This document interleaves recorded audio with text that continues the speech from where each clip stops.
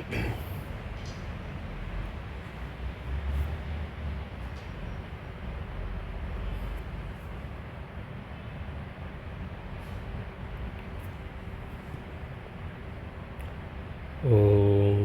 சுக்லாம்பரதரம் விஷ்ணும் சசிவர்ணம் சதுர்புஜம் பிரசன்னவதனம் த்யாயேத் சர்வவிக்னோபசாந்தயே யா தேவி ஸ்தூயதே நித்யம் விபுதைர்வேதபாரகைः सा मे वसतु जिह्वाग्रे ब्रह्मरूपा सरस्वती निधये सर्वविद्यानां विषजे भवरोगिणां गुरवे सर्वलोकानां दक्षिणामूर्तये नमः.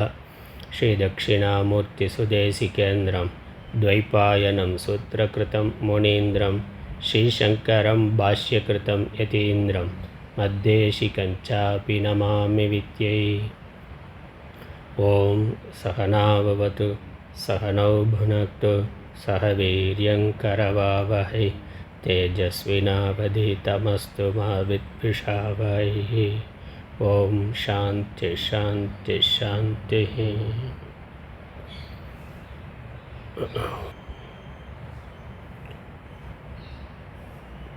ज्ञानवासिष्ठम प्रार्थने. यदः सर्वाणि भूतानि प्रतिभान्ति स्थितानि च यत्रैवोपशमं यान्ति तस्मै सत्यात्मने நமः. பெண்மை பாதியன் பெற்ற களிற்றினை அண்மை தூர மரவகத்துண்ணுவாம் திண்மை ஞானச் சிறப்புயர் வாசிஷ்டம் உண்மையாக ஒருங்குரை செய்யவே பொன்னுலகத்தினில் புவியில் அந்தரத்து என்னுடை உட்புறத் திலங்குகின்றது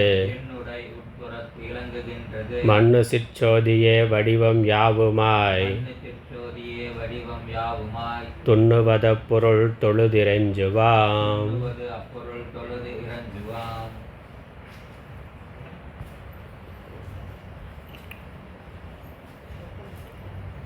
ஞானவாசிஷ்டம் உபசாந்தி பிரகரணத்தில் உத்தாலகன் கதை பார்த்திருக்கிறோம். இதற்கு அடுத்த கதை 7வது கதை சுரகு கதை. உத்தாலகன் கதை நமக்கு நினைவு இருக்கும் நினைக்கிறேன். ரொம்ப காலமாச்சு. அதனால் உத்தாலகன் கதையில் யோக பிரதானமாக சொல்லப்பட்டது. உத்தாலகன் ஸ்ரவண மரணத்திற்கு பிறகு மனது அடங்குவதற்காக மனோலயத்திற்காக சித்த விருத்திகளை அடக்கி ஸ்வரூபத்திலேயே இருப்பதற்காக தனிமையாக வனத்திலிருந்து தவம் செய்கின்றார். மனது சாதாரணமாக அடங்கவில்லை. பல காலம் பலவிதமான முயற்சிகள் செய்து இறுதியில் அவன் சித்தி அடைகின்றான், வெற்றி பெறுகின்றான். அங்கே யோக சாதனையானது பிரதானமாக சொல்லப்பட்டது. யோக சாதனைகளின் மூலம் மனோலயமானது உபசாந்தியானது சொல்லப்பட்டது. அடுத்த கதை இந்த சுரகு கதை ஞானத்தின் வாயிலாக உபசாந்தி சொல்லப்படுகின்றது. ஆனால் இந்த கதையும் ஒரு முக்கியமான கதை தான். ஒவ்வொரு கதையிலையுமே ஒரு முக்கியத்துவம் உண்டு, ஒரு ஆழமான விஷயம் உண்டு. முக்கியமாக இந்த கதையில் ஜீவன் முக்தி என்னன்னு சொல்லப்படுது. ஜீவன் முக்தினா என்ன என்பது சொல்லப்படுகின்றது. நம்ம பகவத்கீதையில் ஜீவன் முக்த லட்சணம் பார்க்குறோம். அர்ஜுனன் கேட்கிறான், ஸ்தித பிரஜன் எப்படி இருப்பான்னு. இப்போ ஜீவன் முக்தியை உடைய முக்தன் எப்படி இருப்பான்ங்கிற கேள்வி பகவத்கீதையில் இருக்குது. இங்கே ஜீவன் முக்தினா என்னன்னு கேள்வி இருக்குது. ஜீவன் முக்தினா என்ன கேள்வியாக இல்லை, ஆனால் ஜீவன் முக்தினா என்ன என்பதற்கான விளக்கம் இருக்கின்றது. ரெண்டுக்கு என்ன வித்தியாசம் ஒன்றும் இல்லை. ஜீவன் முக்தி இருக்கிறவன் ஜீவன் முக்தன். அதனால் தர்மம்னா என்ன அப்படின்னு கேள்வி கேட்கலாம். இல்லை தர்மவான் எப்படி இருப்பான்னு கேள்வி கேட்கலாம். ஒன்று தானே, தர்மத்தை உடையவன் தர்மவான். இப்போ தர்மமாக இருக்கிறவன் எப்படி நடந்து கொள்வான் அப்படின்னு கேட்டாலும், தர்மம்னா என்ன என்று கேட்டாலும் ஒன்று தான். அதனால் இங்கே ஜீவன் முக்தியினுடைய சொரூபம் சொல்லப்படுகின்றது. இந்த 7வது கதை, அதனுடைய முகவுரை நம்ம கையில் இருக்க புத்தகத்தில் இருக்கக்கூடிய முகவுரை பார்க்கலாம். ஞான வாசிஷ்டம் உபசாந்தி பிரகரணத்தில் சுரகு கதை, 7வது சுரகு கதை. முன்பு யோக அபியாசத்தின் வலிமையால் மன அமைதியாம், அதுவே சமாதி அவஸ்தை என்று கூறப்பட்டது. யோக சாதனையினால் அஷ்டாங்க யோகம் பிரதானமாக முக்கியமாக எடுத்துக்கொண்டு அஷ்டாங்க யோகம், யமம் நியமம் ஆசனம் பிராணாயாமம் பிரத்யாகாரம்னு அப்படி கிரமமாக சகுண பிரம்ம உபாசனை பண்ணி, அதுக்கப்புறம் வேதாந்தம் தெரிஞ்சிருந்தால் நிர்குண பிரம்மமாகவும் உபாசனை பண்ணி மனதை லயப்படுத்துதல், மனதை சொந்த சித்த விருத்திகளெல்லாம் இல்லாமல் மனதை லயப்படுத்துதல், மனோலயம். அப்படி மனம் லயம் அடைந்திருக்கக்கூடிய நிலையைத்தான் சமாதி நிலைன்னு சொல்கிறோம். அந்த சமாதி நிலையில் ஒரு ஆனந்தமானது அனுபவிக்கப்படுகிறது. மன அமைதி, ஒரு உபசாந்தி, எல்லாம் ஒடுங்கி இருக்கிற நிலையில் கிடைக்கக்கூடிய ஒரு பரபரப்பு இல்லாத சாந்தமான நிலை. அது சொரூப ஆனந்தம் அங்கு நன்கு வெளிப்படுறதுனால அது ஆனந்த நிலைன்னு சொல்லலாம். ஆழ்ந்த தூக்கத்தில் நமக்கு பரபரப்பு இல்லை, அமைதி இருக்குது. மன அமைதினா மனது செயல்படாமல் இருக்கிறதுனால அங்கே ஒரு அமைதி இருக்குது. அதே சமயம் அங்கே சொரூபானந்தமானது வெளிப்படுகின்றது, அதனால் ஆனந்தமும் இருக்குது. விழித்திருக்கிற நிலையில் சொரூபம் இருக்குது, சொரூபானந்தமும் இருக்குது. ஆனால் மனசு விகாரப்படுறதுனால, மனசு இங்கேயும் அங்கேயும் அலையிறதுனால அந்த சொரூபானந்தமானது வெளிப்படாமல் இருக்குது. அதனால் மன அமைதி இல்லாமல் இருக்கிறதுன்னு நம்ம சொல்கிறோம். மனது விகாரமாக மாறி மாறி, மனசோட தன்மையை அப்படி தானே, சங்கல்ப விகல்பாத்மகம் மனகன்னு சங்கல்பம் விகல்பம்னு மாறி மாறி இருக்கிறதுனால அங்கே அமைதியை நம்மால் பார்க்க முடியலை. அலையடிக்கிற கடல் மாதிரி. கடல் அல்லது நீர்நிலை காற்றினால் அலைக்கழிக்கப்படாமல் அமைதியாக இருக்கிற பொழுது அதில் நம்மளுடைய பிம்பமோ அல்லது சூரிய சந்திரனுடைய பிம்பமோ தெளிவாக தெரிகின்றது. அந்த பிரதிபிம்பம் தெளிவாக தெரிகின்றது. அதை காற்றினால் அந்த நீர்ப்பரப்பு அலைக்கழிக்கப்படுகின்ற பொழுது அங்கே பிரதிபிம்பம் இருந்தாலும் அது தெளிவாக தெரிகிறது இல்லை, கலங்களாக இருக்குது அல்லது பலவிதமாக சிதறி போய் பல துண்டுகளாக தெரிகின்றது. அதனால் அதை பார்க்கிற பொழுது ஒரு அமைதியற்ற நிலை தெரிகின்றது. அதே மாதிரி தான் மனதும் விழிப்பு நிலையில், கனவு நிலையில் எப்பொழுதும் அலைந்து கொண்டு இருக்கிறதுனால அமைதியற்ற நிலையில் இருக்கின்றது. யோக சாதனைகளால் நம்ம மனதை தாரணை தியானம் என்று படிப்படியாக மனதை விருத்திகளெல்லாம் குறைத்து மனதை லயப்படுத்துகிறோம். அப்போ மனதோட அலைதல் நீங்கி மனது அடங்குகின்றது. அதான் உபசாந்தின்னு பேர், உபசாந்தி நிலைன்னு பேர். யோக சாதனையினால் அது வரும். அதை பற்றி போன அத்தியாயத்தில், போன கதையில் அது எப்படி என்று உத்தாலகன்கிறவர் எப்படி அந்த சமாதி நிலையை அடைந்து உபசாந்தியை அடைந்தாருங்கிறது சொல்லப்பட்டது, காட்டப்பட்டது. இப்போது மாயா திமிரத்தை கெடுத்து தன்னை உணர்ந்தவன் வாசனா சயம்னு இருக்குது, வாசனா க்ஷயம் வந்தவனே ஆதலின் வியவகார பரனாயினும் சமாதி நிலை அடைந்தவனே ஆவன் என்று உணர்த்தும் பொருட்டு சுரகு கதை சொல்லப்படுகிறது. இந்த கதை இதில் என்ன விஷயம்னா, மாயா திமிரம்ங்கிறது அஜானத்தை கெடுத்து, அப்போ விசாரத்தினால ஆத்ம ஞானத்தை அடைந்து ஆத்ம ஞானத்தினால அஜானத்தை கெடுத்து தன்னை உணர்ந்தவன், நான் சச்சிதானந்த பிரம்மம் என்று தன்னுடைய யதார்த்த ஸ்வரூபத்தை அறிந்து அதில் நிஷ்டையை அடைந்தவன். அதனால் வாசனாக்ஷயம் வந்தவன். அதனால் ஆத்ம ஞானம் தெளிவாக இருந்து உறுதியாக இருந்தால் நான் நான் எனது என்ற ஷரீர அபிமானமானது நீங்கி விடுகிறது. ஷரீரத்தை நான் நினைக்கிறது, அது சம்பந்தமான விஷயங்களில் எனது என்ற எண்ணம் வர்றது, அப்புறம் ராகத்வேஷம் வர்றது, அதான் வாசனை. அதனால் அஜானத்தினால அத்தியாசம், அத்தியாசத்தினால ராகத்வேஷங்கள், அதனால் கர்மா, அதனால் அதுதான் வாசனை. இந்த ஆத்ம ஞானம் தெளிவாக இருக்கிற பொழுது நான் உடல் அல்ல, மனதல்ல, அறிவல்ல, நான் இவற்றிற்கு வேறான சாட்சியாகிய சச்சிதானந்த சுரூபமாகிய ஆத்மா.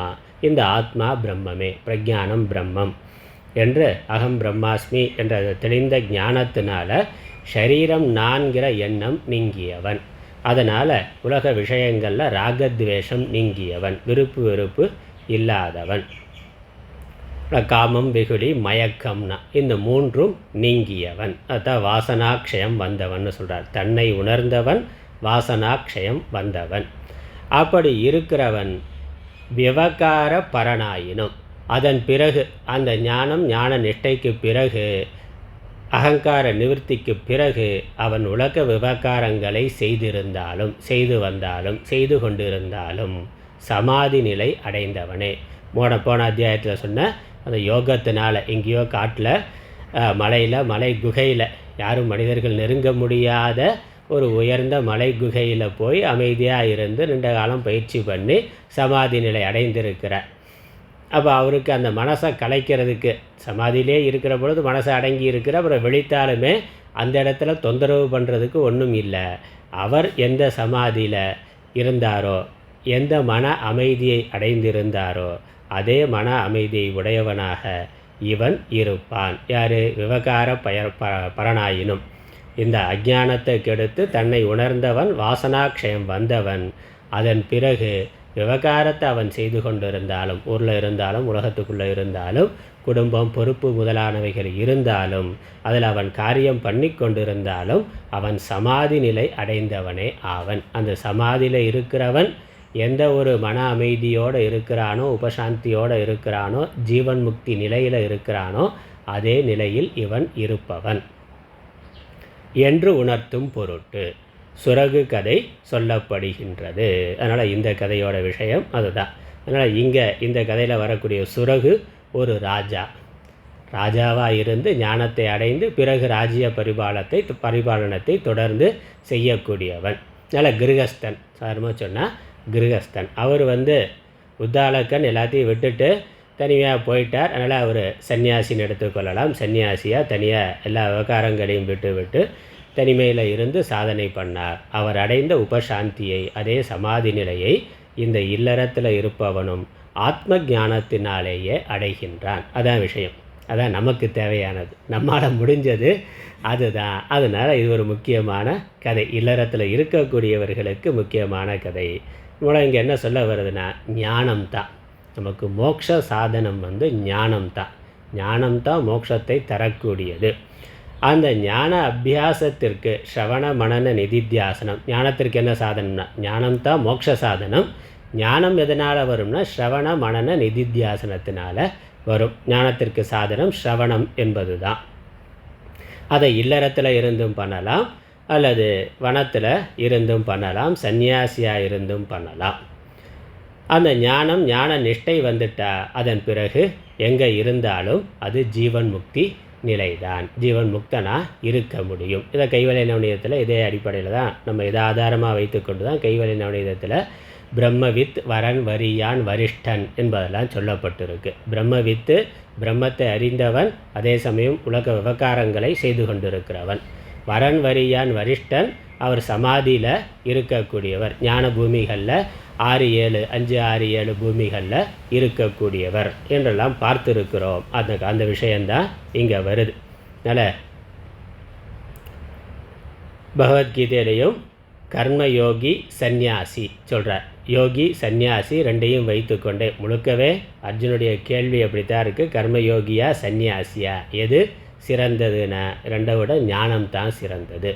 ஞானத்துக்கு உதவியாக சந்நியாசம் இருக்கிறதுனால சந்நியாசம் சொல்லப்படுதே ஒழிய ஞானம்தான் மோட்சம் தரத்தக்கது. சந்நியாசத்துக்கு வந்தாலே ஒருவன் மோட்சம் அடைந்து விடுவான் என்பது இல்லை, அல்லது இல்லறத்தில் இருக்கிறவர்கள்லாம் மோட்சம் அடைய முடியாது என்பதும் இல்லை. மோட்சத்திற்கு சாதனம் ஞானம்தான். அதை எந்த வாழ்க்கை முறையிலிருந்து ஒருவன் சாதனை செய்தாலும் அதை அடையலாம். இதுதான் இங்கே விஷயம். அதனால் ஜீவன் முக்தி நிலை என்னென்னா உபசாந்தி, மன அமைதி அடைந்திருத்தல். அதனால் எங்கே இருந்தாலும், எந்த இடத்துல எந்த லோகத்தில் இருந்தாலும் மனசாந்தியோடு நம்மளால் இருக்க முடிந்தால் நம்ம ஜீவன் முக்தனாக இருக்கிறோன்னு அர்த்தம். வனத்தில் காட்டில் தனியாக இருந்தாலும் அவர் மனசு விகாரப்பட்டு கொண்டு சஞ்சலத்தோடையே இருந்தால் முக்தி நிலை இல்லை. இல்லறத்தில் இருந்தாலும் மனசு சாந்தியாக இருந்தால் அதுதான் முக்தி நிலை. இதுதான் இந்த கதையில், இந்த அத்தியாயத்தில் ரொம்ப அழகாக ஒரு சுருக்கமான அத்தியாயம்தான். 46 பாடல்கள் இருக்குது. அதில் விரித்து சொல்லுகின்றார். அதுலேயும் முதல்ல தொடக்கமாக தத்துவோபதேசம் வருது. அதுக்கப்புறம்தான் கதை வருகின்றது. அதனால் ஒரு முக்கியமான ஒரு அத்தியாயம். ஞானமா யோகமாங்கிறத விட யோகமா சந்நியாசமான, கர்ம யோகமா கர்ம தியாகமா அப்படின்னு கேட்டால் ரெண்டும் இல்லை. முக்திக்கு சாதனம் ஞானம்தான். ஞானம் இருந்தால் எங்கே இருந்தாலும் நம்ம உபசாந்தியோடு இருக்க முடியும். அதுதான் பஜகோவிந்தத்திலையும் ஆச்சாரியர் சொல்கிறார், யோகரதோவா போகரதோவா சங்கரதோவா சங்கவிஹீனோவா எஸ்ய பிரம்மணி ரமதே சித்தம் நந்ததி நந்தத்யேவ. யோகத்தில் ஒருவன் இருந்தாலும் சரி, போகத்தில் இருந்தாலும், யோகரதோவா போகரதோனா, யோகத்தில் ஈடுபட்டவனாக இருந்தாலும் போகத்தில் ஈடுபட்டவனாக இருந்தாலும், போகம்ங்கிறது அங்கே இல்வாழ்க்கையில் இருந்தாலும் சரி, இல்லை யோகம் சந்நியாச வாழ்க்கையில் இருந்தாலும் சரி, அவன் சங்கத்தில் இருந்தாலும் சரி, சங்கம் இல்லாமல் இருந்தாலும் சரி, அப்போ குடும்பம் முதலானவைகளோடு இருந்தாலும் சரி, எதுவும் இல்லாமல் தனிமையாக இருக்கிறவனாக இருந்தாலும் சரி, யாருடைய மனது பிரம்மத்திலேயே இருக்கின்றதோ அவன் எப்பொழுதும் ஆனந்தத்தை அனுபவித்து கொண்டிருக்கிறான். நந்ததி எஸ்ய பிரம்மணி ரமதே சித்தம். எவனுடைய மனமானது பிரம்மத்தினிடத்திலேயே இருக்கின்றதோ அவன் நந்ததி நந்தத்யேவன். அவன் ஆனந்தமாக இருக்கிறான், ஆனந்தமாகவே இருக்கிறான்னு சொல்லுகின்றார். அதுதான் உபசாந்தி நிலைன்னு சொல்லப்படுது. மன அமைதி நிலை, அதுதான் ஜீவன் முக்தி நிலை. இந்த முகவரையோடு நம்ம இந்த அத்தியாயத்தை தொடங்கலாம். அப்புறம் இன்னும் விரிவாக பார்க்கலாம். முதல் பாடல், சுரகு கதையில் முதல் பாடல், 5வது உபசாந்தி பிரகரணம், 7வது சுரகு கதை, முதல் பாடல். இந்த ஒழுங்கால் உணர்வை உணர்வினால் உணர்ந்துலகில் இயங்கா நின்றே அந்தமரும் பெரும் பதத்தே ஆருதியால் காண்கின்ற அனைத்தும் மால சந்ததம் சாதித்து அதனை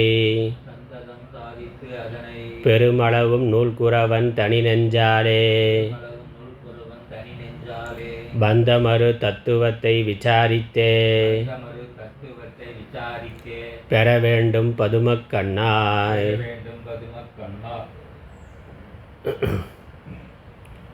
இன்னொரு முறை படிக்கலாம். இந்த ஒழுங்கால் உணர்வை உணர்வினால் உணர்ந்துலகில் இயங்கா நின்றே அந்தமரும் பெரும் பதத்தே ஆருதியால் காண்கின்ற அனைத்தும் மால சந்ததம் சாதித்ததனை பெருமளவும் நூல்குறவன் தனி நெஞ்சாலே பந்தமறு தத்துவத்தை விசாரித்தே பெற வேண்டும் பதுமக்கண்ணாய். வசிஷ்டர் ஸ்ரீராமருக்கு தொடர்ந்து சொல்லுகின்றார்.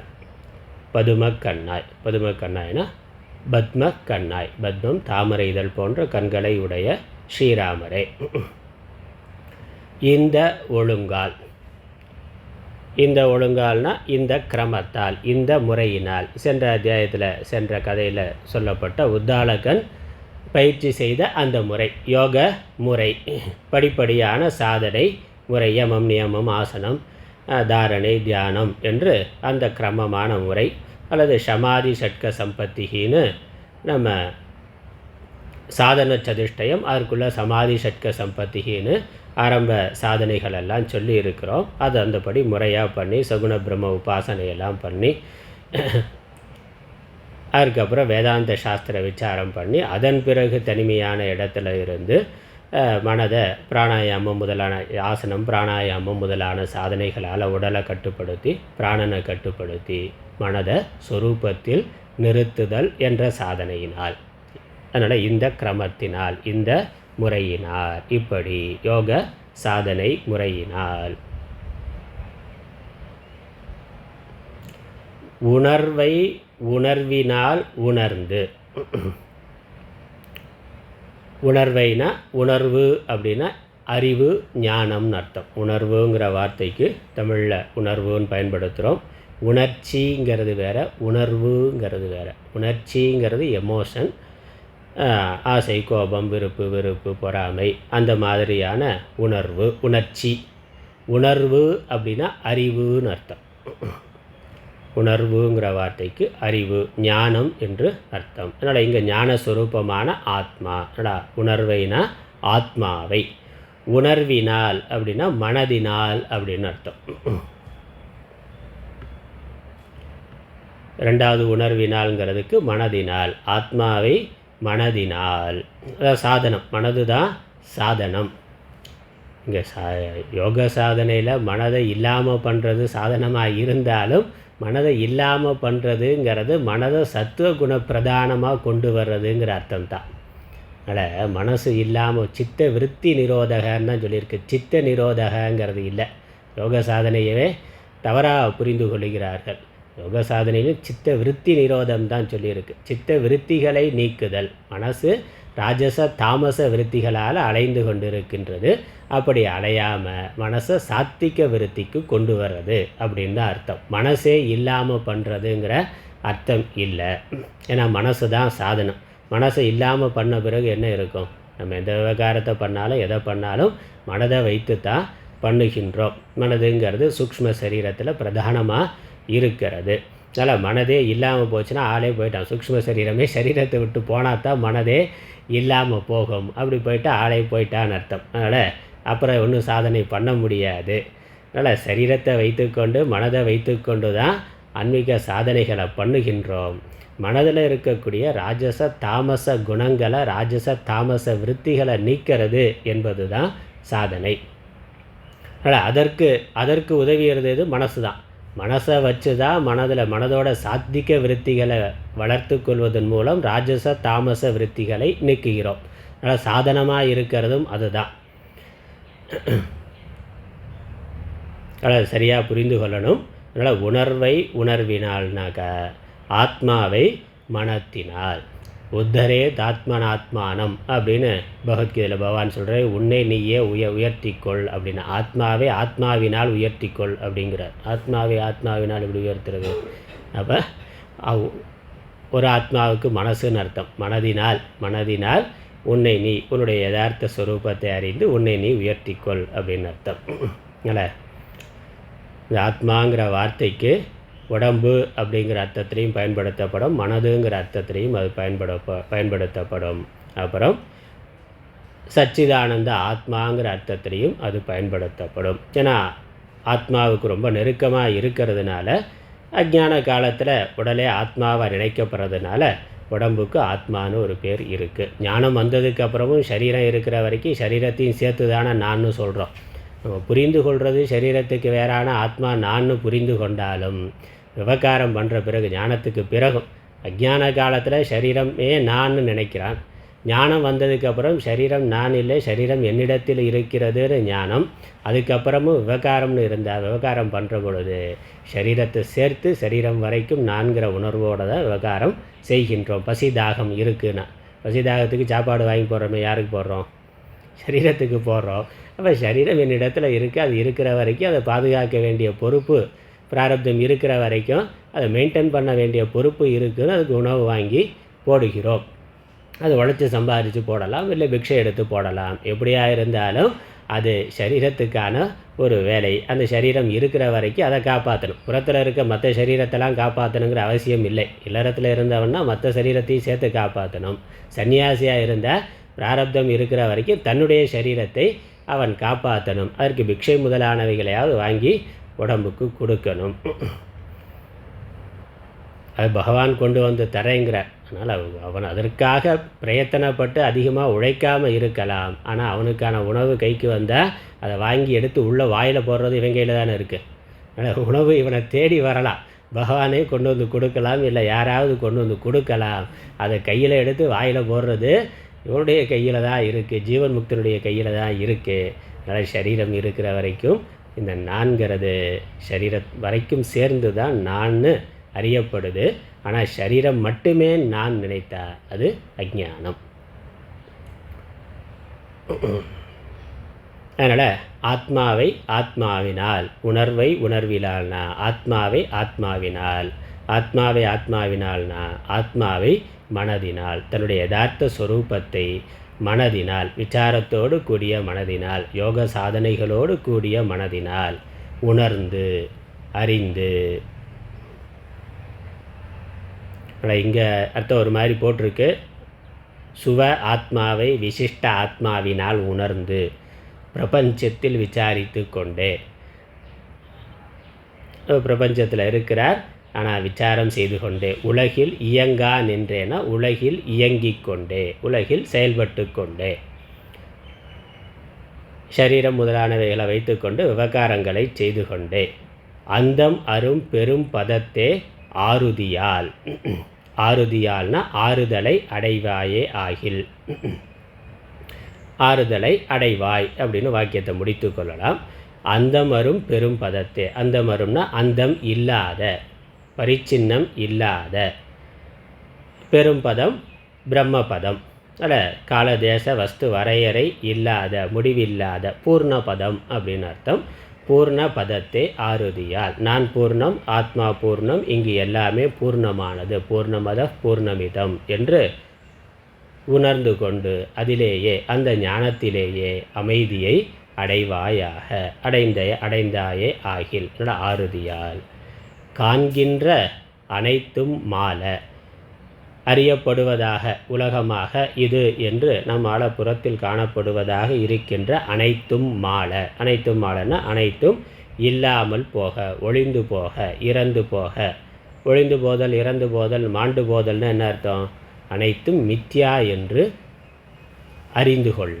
அதனால் அதுவும் மறைஞ்சு போக. கண்ணை திறந்தால் காட்சி இருக்கும், விவகாரம் இருக்கும், ஆனால் அது உண்மை இல்லைங்கிற ஞானம் தான் அது மாண்டு போகிறது. அது இல்லாமல் பண்ணுதல். அதனால் காண்கின்ற அனைத்தும் மாலைனா காண்கின்ற அனைத்துக்கும் இருந்த சத்தியத்துவம் மாலை. காண்கின்ற அனைத்தும் மித்யா என்று அந்த ஞானத்தினால். அந்த காணல் நீர் முதல்ல சத்தியமாக தெரிகின்றது, அப்புறம் ஆராய்ந்து பார்க்கிற பொழுது அது வெறும் தோற்றம்னு தெரிகின்றது. அதற்கப்புறம் தோற்றம் இருந்தாலும் அது வெறும் தோற்றம் மாத்திரம், உண்மை இல்லை. அதுதான் அதை இல்லாமல் பண்ணுறது. அதனால் காண்கின்ற அனைத்தும் மாலைனா காணுகின்ற உலகத்தை இல்லாமல் செய்துனா அது மித்யா என்று புரிந்து கொண்டு, வெறும் தோற்றம் மாத்திரம், வெறும் காட்சி மாத்திரம், விவகார மாத்திரம் என்று புரிந்து கொண்டு சந்ததம் சாதித்து அதனை பெரும் அளவில். சந்ததம்னா எப்பொழுதும், இடைவிடாமல் அபியாசம் செய்து. சாதித்துனா சாதனைகளை தொடர்ந்து செய்து அந்த பதத்தை அடையும் காரும். அந்த பதத்தை பெருமளவும். அதனை பெருமளவும்னா முதல்ல சொன்ன பெரும் பதத்தை பெரும் அளவும். பெருகின்ற வரைக்கும் என்ன பண்ணணும்? நூல் குறவன் தனி நெஞ்சாலே பந்தமரு தத்துவத்தை விசாரித்தே பெற வேண்டும். நூல்ங்கிறது சாஸ்திரம். குரவன் குரு. தனி நெஞ்சாலே என்னுடைய தூய்மையான மனத்தினால்,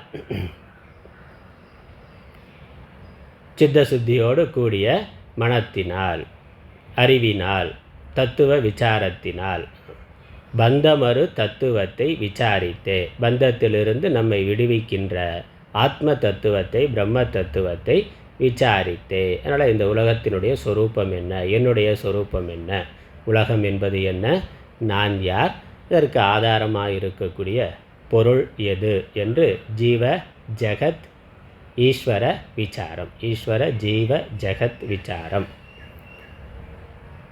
உலகம், உயிர், இறைவன், இந்த மூன்றினுடைய சொரூபம் என்ன, அதுதான் தத்துவம். தத்துவ விசாரங்கிறது இதனுடைய யதார்த்தம் என்ன, உண்மையில் இங்கே என்ன இருக்குது என்பதை, அந்த ஆத்ம தத்துவத்தை விசாரித்தே பெற வேண்டும். எதை பெற வேண்டும்? உபசாந்தியை பெற வேண்டும், ஆராய்ந்து அறிய வேண்டும்.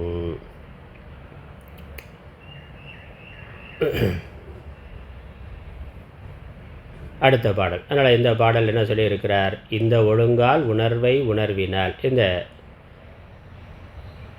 கிரமத்தினால், இந்த முறையினால் ஆத்மாவை மனத்தினால் உணர்ந்து விசாரம் செய்த, ஸ்ரவண மனனம் செய்த அந்த தூய்மையான அறிவினால் உணர்ந்து சொரூபத்தை, சொரூப ஞானத்தை விருத்தி ஞானத்தினால் உணர்ந்து, அப்படிலாம் சொல்லலாம். அதனால் சொரூப ஞானத்தை விருத்தி ஞானத்தினால் உணர்ந்து, உணர்வை உணர்வினால் உணர்ந்துன்னு என்னது? சொரூப ஞானத்தை, சொரூப ஞானம்னு என்னது? ஞானஸ்வரூபம், ஞானஸ்வரூபமான ஆத்மாவை. அதனால் சொரூப ஞானத்தை விருத்தி ஞானத்தினால் உணர்ந்து. விருத்தி ஞானம் எப்படி வரும்? சாஸ்திர விசாரத்தினால வருது. ஆத்மாவை குறித்து தொடர்ந்து சிந்தனை. ஏன்னா என்னென்னமோ விஷயத்தை இந்த சாஸ்திரம் தவிர வேறு எதை படித்தாலும் நமக்கு அந்த விஷயங்களை குறித்த விருத்தி வருது. புறத்தில் இருக்கக்கூடிய ஒரு பொருளை பற்றி அந்த ஒரு சயின்ஸை படித்தா என்னது? அந்த விஷயத்தை குறித்த விருத்தியானது வரும். இங்கே சொரூபத்தை குறித்த விசாரம் அப்படின்னா சொரூபத்தை பற்றி சொல்லுகின்ற சாஸ்திரத்தை எடுத்துக்கொண்டு அதை சிந்தனை பண்ணுறது, அதை விசாரம் பண்ணுறது, அது சார்ந்த விருத்திகளை மனதில் கொண்டு வருதல். அதனால் நம்மளுடைய சொரூபம் என்ன என்று உணர்ந்து பிறகு உலகத்தில் விவகாரம் செய்து கொண்டே பெரும் பதத்தை அடைந்து இருக்க வேண்டும். அப்படி அடைந்து இருக்கிறதுக்கு என்ன பண்ணலாம்? முதல்ல சொன்ன மாதிரி யோக சாதனை பண்ணலாம், அல்லது அனைத்தும் மாலை இந்த விஷயங்கள் எல்லாம் நம்மால் இதுவரைக்கும் சத்தியம் என்று பார்த்து அனுபவிக்கப்பட்ட நமக்கு சம்சாரத்தை பந்தத்தை கொடுத்த உலக விஷயங்கள் எல்லாம் அதெல்லாம் மறந்துட்டு அதன் மேலே வைராக்கியத்தை அடைந்து அதெல்லாம் வேண்டாம் என்று அவைகளுடைய குறைபாட்டை அறிந்து புரிந்து கொண்டு அவைகளை விட்டு விலகி அதனை பெரும் அளவும், அந்த சுரூபத்தை ஆத்மாவை பிரம்மத்தை பெரும் அளவும் பெறுகின்ற வரைக்கும் சாஸ்திர விசாரத்தை தொடர்ந்து பண்ணணும். அதனால் நூல் குரவன் தனி நெஞ்சாலே தத்துவத்தை விசாரித்து பெற வேண்டும். அடுத்த பாட்டில் அதற்கு இன்னும் விளக்கம் கொடுக்கிறார். இரண்டாவது பாடல். மயலின்மை சாதனை நூல் பெரும் பொருள் போதம், குரு யமமாம் வழிகளாலே உயர் பதவி பெறலாகும் அன்றி உணர்வு ஒன்றினால் உறுதற்காமால் இயல் உபதேசம் பெற்று கூறியதாய் களங்கம் இலாதிருக்குமாகில் வியனுறு சாதனம் முழுதும்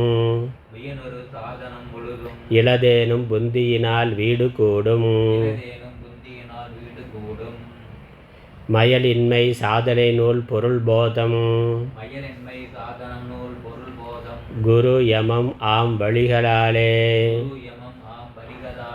உயர் பதவி பெறலாகும் அன்றி உணர்வு ஒன்றினால் உறுதற்காமால் இயல் உபதேசம் பெற்று கூறியதாய் களங்கமிலாதிருக்குமாகில் வியனுறு சாதனம் முழுதும் இளதேனும் புத்தியினால் வீடு கூடும்.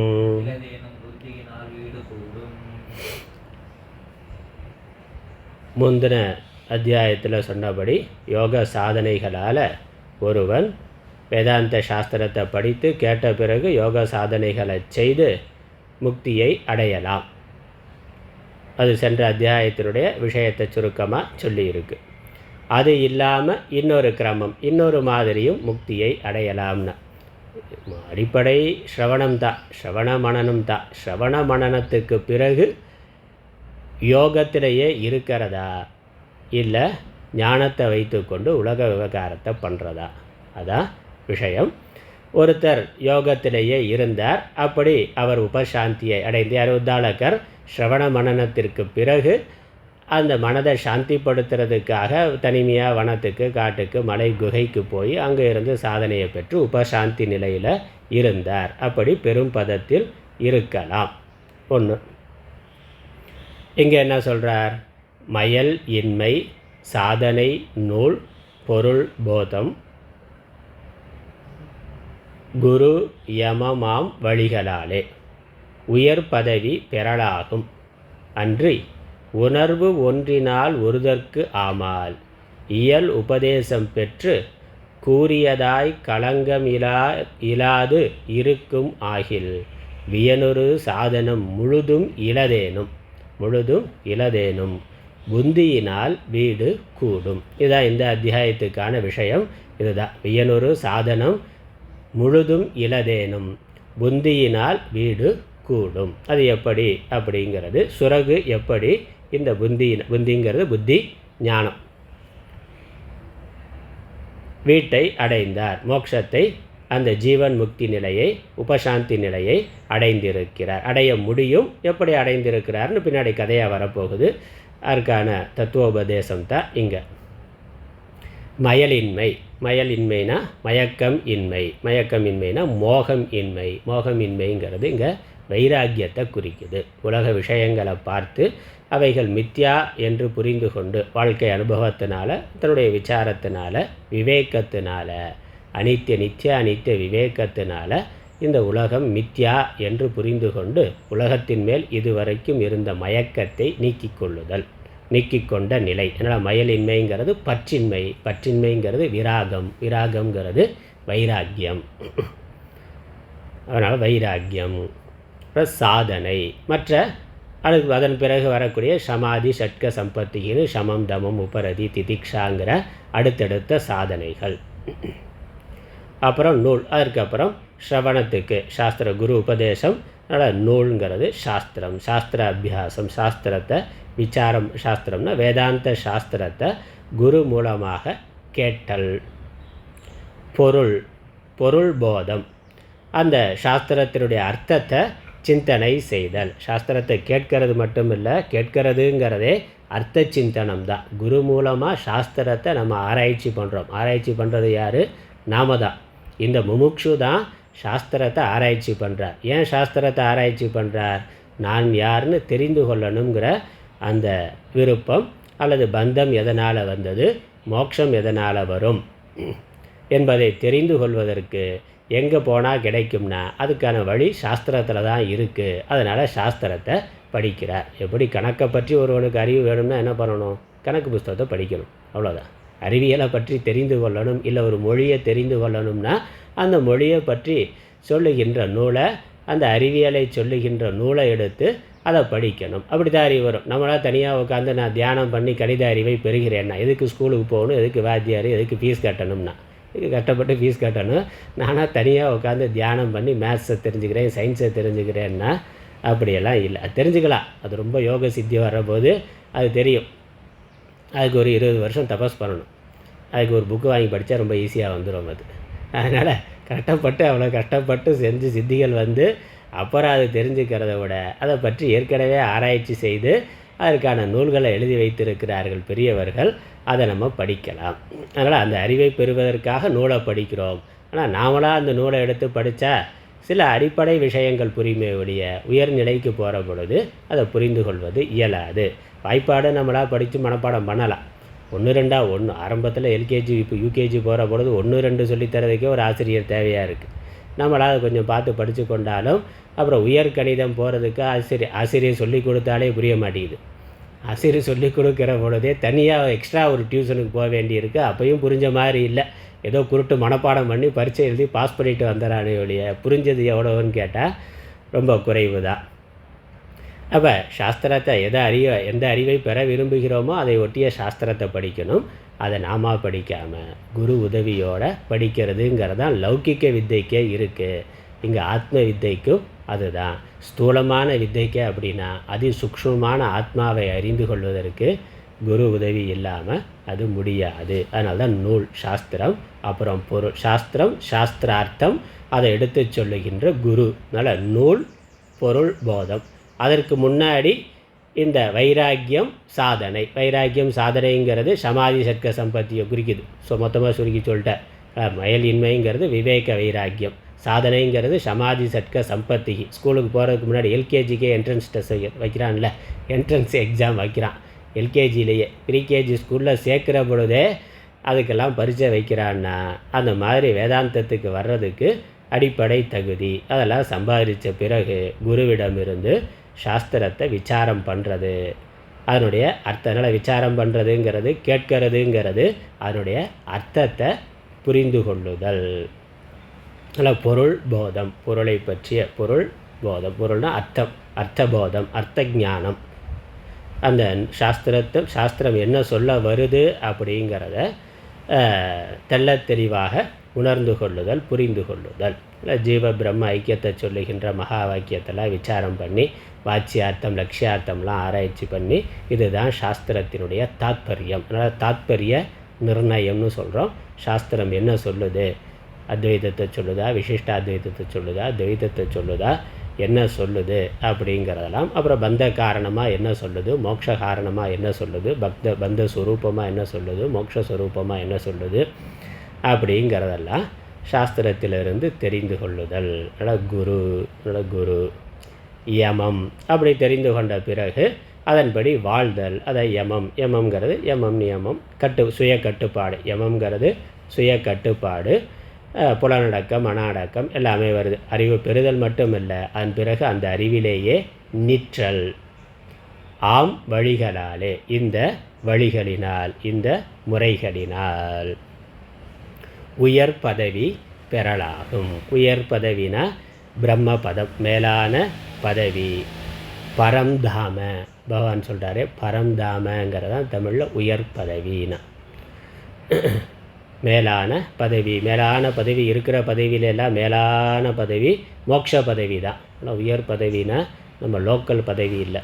கவுன்சிலராக இருந்தால் அப்புறம் எம்பி, எம்எல்ஏ, எம்பி, அப்புறம் அமைச்சர், சிஎம் ஆக முடிஞ்சால் சிஎம், இன்னும் போனால் பிஎம் ஆகலாமான்னா அதெல்லாம் லோக்கல் உயர் பதவி. அப்புறம் அதுக்கு மேலே இங்கே முடிஞ்சிட்டாக்கா மேலே இந்திர பதவி எல்லாம் கிடைக்குமா, அதுக்கு என்ன யாகம் பண்ணுறது, அதுக்கு என்ன ஹோமம் பண்ணுறது அப்படிங்கிறதெல்லாம் கர்ம காண்டத்தில் இருக்கிற விஷயம்.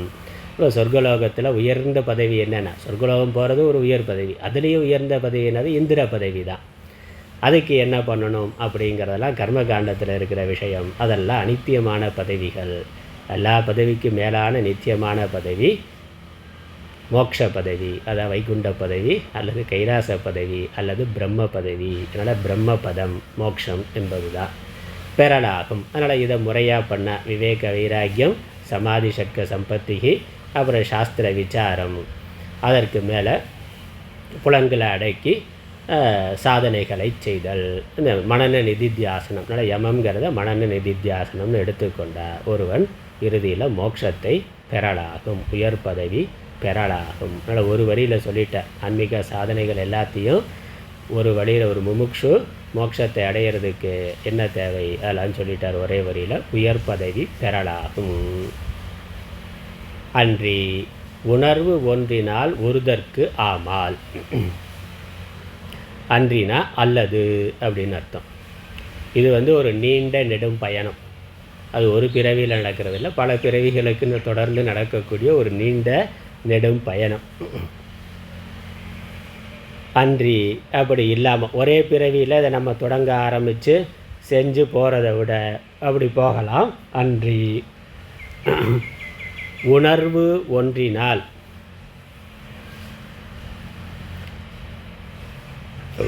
ஒருதற்கு ஆம். உணர்வு ஒன்றினால் ஒருதற்கு ஆம்னா ஞானம் ஒன்றினாலேயே அந்த உயர் பதவியை பெறலாகும். ஞானத்தினாலேயே உயர் பதவியை பெறலாகும்.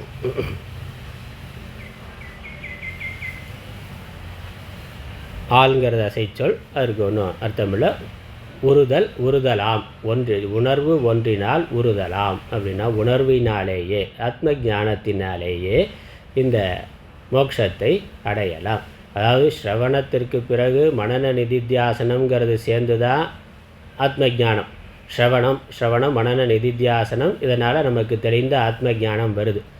அந்த ஆத்ம ஞானம் வந்ததுக்கு அப்புறமும் மனசு எனக்கு அடங்கலை, அல்லது நான் தனிமையாக காட்டில் இருந்து தபஸ் பண்ண விரும்புகிறேன், அந்த ஆத்மானந்தத்தை அனுபவித்து கொண்டே இருக்கணும்னு விரும்புகிறேன்னா காட்டுக்கு போகலாம். யோகா சாதனைகளை பண்ணி சித்த விருத்தியை நிரோதம் பண்ணி சொரூபத்தில் லயமாகி சமாதியில் இருந்து ஆனந்தத்தை அனுபவிக்கலாம். அதை வரன் வரியான் வரிஷ்டன் அவர்கள் அந்த மாதிரி அவர்கள் போகிறாருன்னா அதற்கு பின்னாடி இருக்கிறது பிராரப்தம். பிராரப்தம் அப்படி இருந்தாக்கா, பிராரப்தம் அப்படின்னா அதெல்லாம் கைவினையுடைய விதத்தில் தெளிவாக சொல்லியிருக்கு. என்ன காரணம்னா, ஜீவன் முக்தியிலையோ விதேக முக்தியிலையோ ஒன்றும் பாகுபாடு கிடையாது. ஆனால் சிலர் ஏன் பிரம்மவித்தா இருக்கிறார்கள், சிலர் வரன் வரியான் வரிஷ்டனாக இருக்கிறார்கள்னா அது அவர்களுடைய பிராரப்தம்னு சொல்லிட்டார். அது அவர்களுடைய பிராரப்தம் எப்படி இருக்கோ அப்படின்னு சொல்லியிருக்கு. அதெல்லாம் நம்ம அடுத்து பார்க்கலாம், இன்னும் விரிவாக பின்னாடி பார்க்கலாம். அதனால் இப்படியெல்லாம் இல்லாமல் ஆத்ம ஞானத்தினாலேயே ஸ்ரவண மனன நிதித்தியாசனம் ஸ்ரவணம் பண்ணாலேயே தெளிந்த ஆத்ம ஞானம் அகம் பிரம்மாஸ்மிங்கிறது தெளிவாக அந்த ஒற்றை விருத்தி தெளிவாக இருந்தாலே ஜீவன் முக்தி தான்னா. அதுக்கப்புறம் சமாதிக்கெல்லாம் போகணுங்கிற கட்டாயம் இல்லை, சமாதியிலேயே இருக்கணுங்கிற கட்டாயம் இல்லை. ஸ்ரவண மனன நிதித்தியாசனத்தில் ஒரு முறை சமாதி வரலாம், ஆனால் சமாதியிலேயே கடைசி வரைக்கும் இருக்கணுங்கிற கட்டாயம் இல்லை. அதான் இங்கே சொல்லப்படுற இந்த அத்தியாயத்தினுடைய விஷயம் அதுதான். அதனால் உணர்வு ஒன்றினால் உறுதற்கு ஆம் ஞானத்தினாலேயே அடைய முடியும். இயல் உபதேசம் பெற்று கூறியதாய். இயல் உபதேசம்னா மகா வாக்கிய அனுகிரகம், மகா வாக்கிய உபதேசம். குருகிட்ட வேதாந்த சாஸ்திரத்தை கேட்கிறார், மகா வாக்கியத்தை கேட்டு மகா வாக்கியத்தை உபதேசமாக பெறுகிறார், அதனுடைய அர்த்தத்தை புரிந்து கொள்ளுகிறார். பெற்று கூறியதாய் களங்கம் இல்லாது இருக்குமாயில், இந்த மனது கூர்மையுடையதாய் எவ்விதமான கலக்கமும் இல்லாமல் இருக்கும் என்றால், நல்ல சித்த சுத்தி உத்தமோத்தம அதிகாரினா, நல்ல உத்தம அதிகாரி, மனது தூய்மையாக இருக்குது, புத்தி கூர்மையாக இருக்குது அப்படின்னா தத்துவமசி அப்படின்னு சொன்ன உடனேயே அகம் பிரம்மாஸ்மின்னு புரிஞ்சு போயிடும். அடுத்த கிளாஸுக்கே வர வேண்டிய அவசியம் இல்லை. அவ்வளோதான், புரிஞ்சு போச்சு. அவ்வளோ அதிலே ஓகே, அவ்வளோதானே. அப்படிலாம் இருந்திருக்காங்க. அதனால் ஒரு பாடம் கேட்டால் அதுக்கப்புறம் கடைசி வரைக்கும் அதான் தத்துவ போதத்தில் என்ன எடுக்கிறோமோ பிரம்மசூத்திரம் வரைக்கும் அதே விஷயந்தான், ஒன்றும் மாற்ற போகிறதில்ல. அதே மண்ணு பானை, அதே தங்கம் நகை, உதாரணம் அதே தான் சொல்லுவோம், வேறு உதாரணத்திலேருந்து எதுவுமே மாறாது, எல்லாம் அதே விஷயந்தான், கடைசி வரைக்கும் அதே பாடம்தான். அதனால் ஒரே பாடத்தில் நமக்கு அகம் பிரம்மாஸ்மி புரிந்து விட்டால் கூறியதாய், அதனால் இயல் உபதேசம் பெற்று கூறியதாய் கலங்கம் இல்லாது இருக்குமாயில், அதுக்கப்புறம் மனசு கலக்கம் இல்லாமல் அந்த தத்துவ ஞானத்திலேயே நிலை பெற்று நின்றுவிடும் ஆகில் வியனுறு சாதனம் இலதேனும். வேறு இந்த சாதனை இதுவரைக்கும் மேலே சொன்னப்பட்ட சாதனைகள்னால் எதுவும் முழுதும் இலதேனும், முழுசாக எல்லாம் இல்லை என்றாலும், அப்போ கொஞ்சமாவது இருக்கும், கொஞ்சமாவது பண்ணியிருப்பார், ஆனால் எல்லாம் பூர்ணமாக பண்ணியிருக்கணுங்கிறது இல்லை. வியனுறு சாதனம் முழுதும் இலதேனும். புத்தியினால் வீடு கூடும், புத்தியினாலேயே ஞானமானது கூடும். கைவில் நிலையத்தில் இருக்கே, சாதனமின்றி ஒன்றை சாதிப்பார் உலகில் இல்லை, ஆதலால் இந்த நான்கும் அடைந்தவர்க்கு அறிவுண்டாகும். நூதன விவேகி உள்ளம் நுழையாது நுழையுமாகில். அதான் இங்கே அது அந்த கருத்து தான் இங்கே. நூதன விவேகினா, நூதன விவேகினா புது விவேகி, புது விவேகினா கர்மகாண்டத்தெல்லாம் பண்ணி இப்போ பிராமணராக பிறந்து முழுதாக அந்த வேத சாஸ்திர அத்தியனம்லாம் பண்ணி அப்புறம் கர்மகாண்டத்தெல்லாம் பண்ணி 40, 50, 60 வயசு வரைக்கும் செஞ்ச பிறகு அப்புறம் வானப்பிரஸ்த ஆசிரமத்துக்கு போய் அங்கே சாதனைகள் எல்லாம் பண்ணி உபாசனைகள்லாம் சரியாக பண்ணி அதில் சகுண பிரம்ம உபாசனையில் சமாதி ஏற்பட்டு அதற்கப்புறம் வேதாந்த சாஸ்திரத்தை சிரவணம் பண்ணி அதற்கப்புறம் அதிலேயே யோகத்தில் மனதை நிறுத்தி ஞானத்தை அடைதல் என்பது அது கிரமம். அப்படித்தான் எல்லாருக்கும் வருதான்னா அப்படி இல்லை. நூதன விவேகினா, அவர் கர்மகாண்டத்தையே படித்ததில்லை, கேட்டதில்லை. வேதாந்த சாஸ்திரத்தை படித்தார், கேட்டார். அதுவும் ஒரு உபதேசம்தான் கேட்டார். அவருக்கு அகம் பிரம்மாஸ்மி புரிஞ்சு போச்சு. அதிலேயே மனதை நிறுத்தி அவர்னால் இருக்க முடிஞ்சதுன்னா அவர் மோட்சத்தை அடைய முடியும். அப்படின்னா என்னது? முந்தின ஜென்மத்திலே அதெல்லாம் பண்ணிட்டாருன்னு அர்த்தம். அதனால் அதெல்லாம் எல்லாமலே வருமானா, இந்த பிறவியில் செய்யலைனாலும் முந்தின பிறவியில் செஞ்சுருக்கிறார். அதனால் இங்கே சாஸ்திர ஸ்ரவணம் அப்படிங்கிறது முக்கியம். அதற்கு தேவையான அடிப்படையான தகுதி இருத்தல்ங்கிறது முக்கியம். அதான் பிரம்மசூத்திரத்தில் ஆச்சாரியர் அதக அப்படிங்கிற சப்தத்துக்கு அந்த அர்த்தம்தான் கொண்டு வர. அதாத்தோ பிரம்ம ஜிக்ஞாசா அப்படின்னு ஆரம்பிக்கிற பொழுது அதக அப்படிங்கிறதுக்கு என்ன அர்த்தம் அப்படிங்கிறது பெரிய விசாரம். வேதாந்த கர்மகாண்டம் படித்து வேத அத்தியனம் பண்ணி கர்மானுஷ்டானம் பண்ண பிறகு அப்படின்னு அவர்களுடைய கர்மகாண்டிகளுடைய வாதம். அதனால் அதகனா பிறகுன்னு அர்த்தம். பிரம்மசூத்திரத்தை ஆரம்பிக்கிற பொழுதே முதல்ல இருக்கக்கூடிய அதங்கிறது மங்கள சப்தம். அப்புறம் அதக பிரம்ம ஜிக்ஞாசான்னு வருது. அதகனா பிறகுனா, பிறகு பிரம்மத்தை அறிய ஆவல் கொள்ள வேண்டும், ஆவல் கொள்கிறான் அப்படின்னா பிறகு அப்படின்னு நான் எதற்கு பிறகுங்கிறது பெரிய கேள்வி. நான் நூலோட தொடக்கத்தில் ஒரு 2 அத்தியாயம் எழுதிட்டு பிறகுன்னா பரவாயில்ல. இப்போ இங்கேயே பார்த்தோமே, இந்த முறையால் அப்படின்னு ஆரம்பிக்கிற அத்தியாயத்தை ஆரம்பிக்கிற இந்த ஒழுங்கால் அப்படின்னு வருது. இந்த ஒழுங்கால்னால் இதற்கு முன்னாடி ஒரு அத்தியாயம் இருக்குது, அதில் சாதனைகள்லாம் சொல்லியிருக்கு, கதையெல்லாம் சொல்லியிருக்கு. அதுக்கப்புறம் இந்த ஒழுங்கால்னு வருது.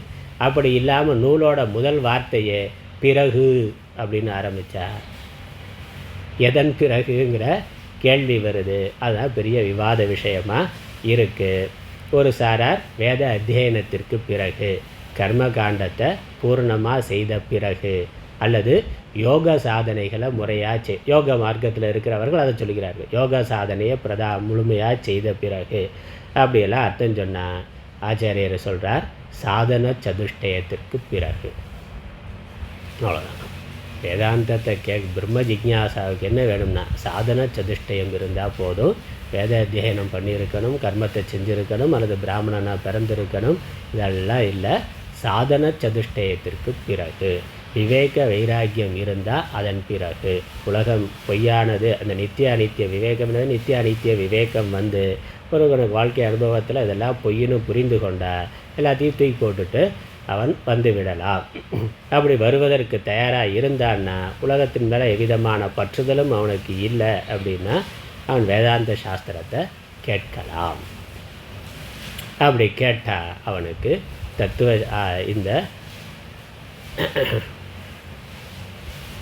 கேட்டு உபதேசம் பெற்று அவனுடைய கூர்மையான தெளிந்த அறிவினால், தூய்மையான மனதினால் அவன் சாதனம் இலதேனும், அதற்கு முன்னாடி மற்ற சாதனைகள் இல்லை என்றாலும் அவனுடைய ஞானத்தினால் மோட்சத்தை அடையலாம் என்றானை. இப்படி சொல்லிட்டேன். இப்படி சொன்ன உடனே ஸ்ரீராமருக்கு கேள்வி கேட்பதற்கு விஷயம் வந்துவிட்டது. அதனால் இதுக்கப்புறம் ராமர் கேட்கிறார். முந்தின அத்தியாயத்தில் யோகியை பற்றி சொன்னீங்க, இந்த அத்தியாயத்தில் அப்படி இல்லை என்றால் ஞானத்தினாலே மோட்சத்தை அடையலாம் அப்படின்னு சொன்னால், 2ல் யார் உயர்ந்தவர்னா, யோகத்தை செய்தவர் யோகி உயர்ந்தவரா, ஞானி உயர்ந்தவரா? அர்ஜுனன் கேட்குறானே அங்கே, அந்த மாதிரி கர்மயோகி யோகி யோகத்தை பற்றி சொல்கிறார், அப்புறம் சன்னியாசியை பற்றி சொல்கிறார். அப்போ யோகம் சிறந்ததா, கர்மயோகம் சிறந்ததா, சந்நியாசம் சிறந்ததா அப்படின்னு கேள்வி கேட்கிறான். அந்த மாதிரி இங்கே ஸ்ரீராமர் கேட்கிறார். யோகி ஞானி, ஞானத்தை உடையவன், ஞானத்தினாலேயே மோட்சத்தை அடைந்தவன் ஞானி. ஞானத்திற்கு பிறகு யோகா அபியாசம் செய்து சமாதியில் இருக்கிறவன் யோகி. இந்த 2ல் எது சிறந்தது, யார் சிறந்தவர் அப்படிங்கிற கேள்வி ஸ்ரீராமர் கேட்கிறார். பாடம் படிக்கலாம். 3வது பாடம். என்றானை முகநோக்கி இகத்தொழிலோடு இருந்தேயும் சமாதி எய்தி ஒன்றான உணர்வுற்றான் போல் இடர்த்தீர்ந்தான். ஒருவன் செய்கை இன்றானாய் தனியிடத்தில் சமாதி அடைந்தான். இவரில் மிக்கோன் ஏவன் நன்றாக அருளுகென ராகவன் கேட்டலும் வசிட்டன் நவில்வதானான் என்றானை முகநோக்கி இகத்தொழிலோடு இருந்தேயும் சமாதி எய்தி ஒன்றான உணர்வுற்றான் போல் இடர்த்தீர்ந்தான் ஒருவன் ஒருவன் செய்கை இன்றானாய் தனியிடத்தில் சமாதி அடைந்தான் இவரில் மிக்கோன் ஏவன் நன்றாக அருளுகென ராகவன் கேட்டலும் வசிட்டன் நவில்வதானான்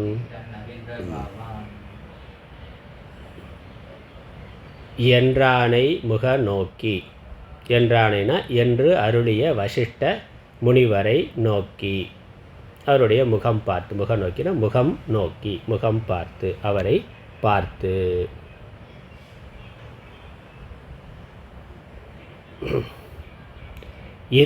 இக தொழிலோடு இருந்தும் இக தொழில்னா இந்த இப்போ இருக்கக்கூடிய இந்த லோகத்தில் இந்த சரீரத்தில் இருந்து கொண்டு என்ன வாழ்க்கை முறை இருக்கோ அந்த வாழ்க்கையில் இருந்து கொண்டு அந்த விவகாரங்களை செய்து கொண்டு என்னோட வர்ண ஆசிரம தர்மத்தை கடைபிடித்து கொண்டு எந்த வர்ணத்தில் இருக்கிறாரோ எந்த ஆசிரமத்தில் இருக்கிறாரோ அதை தொடர்ந்து செய்து கொண்டு இருந்தேயும் இருந்தாலும் சமாதி எய்தி ஒன்றான உணர்வுற்றான் போல் இடர்த்தீர்ந்தான். இந்த துன்பம் தீர்ந்தவன் ஒருவன், இடர் தீர்ந்தான் ஒருவன். ஒருத்தன் எப்படி இருக்கிறான்னா இகத்தொழிலோடு இருந்தேயும் ஒருவன், ஒரு மனிதன், ஒரு ஜீவன், ஒரு முமுக்ஷு இங்கே இந்த உலகத்தில் தொழில்களை செய்து கொண்டு விவகாரங்களை செய்து கொண்டு இருந்த போதிலும் இடர் தீர்ந்தான், துன்பம் இல்லாமல் இருந்தான். எதனால்? ஞானத்தினால. யார் மாதிரி? சமாதி எய்தி ஒன்றான உணர்வுற்றான் போல.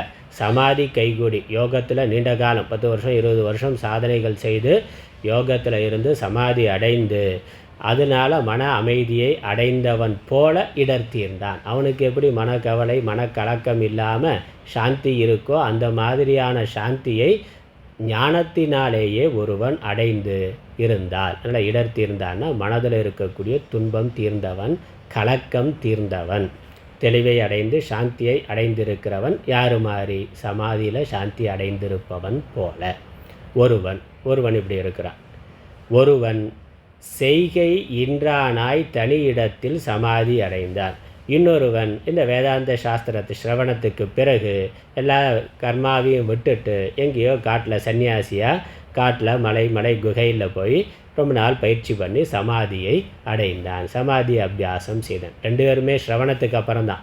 அவன் சிரவணத்தினால ஞானத்திலேயே நிஷ்டை பெற்று அதுக்கப்புறம் விவகாரத்தை பண்ணிக்கிட்டு இருக்கிறார். இன்னொருத்தர் ஞானத்திற்கு பிறகு போதும்னு அவர் காட்டுக்கு போய் சமாதி அபியாசம் பண்ணுகின்றார். சமாதி அடைந்தான். இவரில் இந்த 2 பேரில் மிக்கோன் ஏவன். யார் பெரிய ஆளுனா? யார் சிறந்தவர்? அர்ஜுனன் கேட்குற மாதிரி தான். 2ல் யார் சிறந்தவர்? எது சிறந்தது? நன்றாக அருளுக, நன்றாக அருள் புரியுங்கள் என்று ராகவன் கேட்க என்று ஸ்ரீராமர் கேட்க வசிஷ்டன் நவில்வதானான். வசிஷ்ட முனிவர் அதற்கு விடை கூறுகின்றார். என்ன விடை கூறுகிறார்னு நாளை வகுப்பில் பார்க்கலாம். ஓம் ஈஸ்வரோ குருராத்மேதி மூர்த்திபேத விபாகினே व्योमगत्याप्तदेहाय दक्षिणामूर्तये नमः. ओम पूर्णमदः पूर्णमिदं पूर्णात् पूर्णमुदच्यते पूर्णस्य पूर्णमादाय पूर्णमेवावशिष्यते. ओम शांति शांति शांति. हरि ओम.